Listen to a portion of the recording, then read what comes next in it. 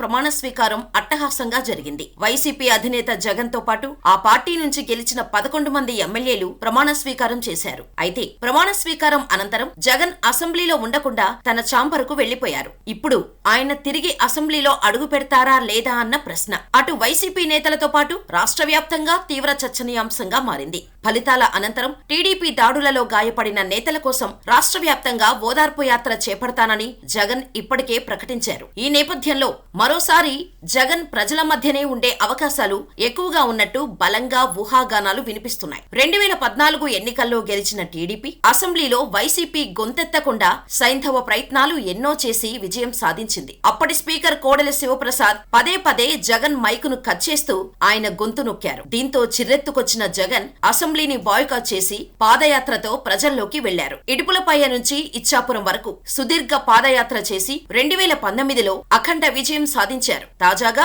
మళ్లీ 2014 పరిస్థితులు కనిపిస్తుండటంతో ఆయన అసెంబ్లీకి దూరంగా ఉండాలని నిర్ణయించుకున్నట్టు ఆయన సన్నిహితులు వెల్లడిస్తున్నారు. తాజా ఎన్నికల ఫలితాల్లో వైసీపీ కేవలం 11 సీట్లకే పరిమితమైంది. దీంతో జగన్ ప్రతిపక్ష హోదాను కోల్పోయారు. మరోవైపు టీడీపీ నుంచి అయ్యన్న పాత్రుడు స్పీకర్ గా ఎన్నిక కావడం లాంఛనంగా మారింది. దీంతో వైసీపీకి అసెంబ్లీలో మాట్లాడే అవకాశం దాదాపు ఉండకపోవచ్చునని వైసీపీ నేతలు అంటున్నారు. దీంతో జగన్ మరోసారి ప్రజల్లోకి వెళ్లడం లాంఛనమే కానుంది. ఇదే నిజమైతే అసెంబ్లీలో టీడీపీ ఆడిందే ఆట పాడిందే పాట కానుంది. ఏది ఏమైనప్పటికీ జగన్ పయనం ఎటువైపు అన్నది రానున్న రోజుల్లో తేలనుంది.